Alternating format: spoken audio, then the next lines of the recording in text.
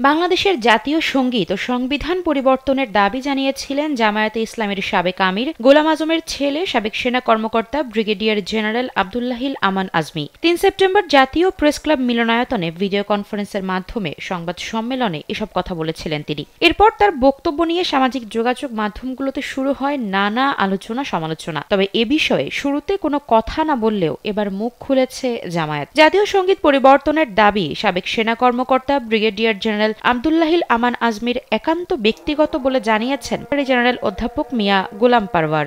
এর দায় জামায়াতে ইসলামীর নয় বলেও মন্তব্য করেছেন তিনি। রোববার দুপুরে রংপুরে এক আলোচনা অনুষ্ঠান শেষে সাংবাদিকদের প্রশ্নের জবাবে তিনি একথা বলেন। ২৫০টিরও বেশি ডিজাইন অপশন নিয়ে ওয়ালটন স্মার্ট ফ্রিজ, বোঝে আপনার প্রয়োজন। জামায়াতের সেক্রেটারি জেনারেল জানান, আব্দুল্লাহিল আমান আজমি জামায়াতের সদস্য নন, সুতরাং তিনি জাতীয় সঙ্গীত পরিবর্তন নিয়ে যা বলেছেন তা তার একান্ত ব্যক্তিগত বিষয়। এর ব্যাখ্যার দায় জামায়াতে ইসলামীর নয়। দেশের ৪৮ জন বিশিষ্ট নাগরিকের দেওয়া বিবৃতিতে জামায়াতে ইসলামীর আমির জাতিকে অতীতের সবকিছু ভুলে যাওয়ার পরামর্শ দিয়েছেন বলে উল্লেখ করা হলেও জামায়াতের আমির এ ধরনের কোনো কথা বলেননি বলেও জানান তিনি। তাই এমন বিবৃতির কোনো প্রতিক্রিয়া জামায়াত দেখাবে না বলেও যোগ করেন কেন্দ্রীয় এই নেতা।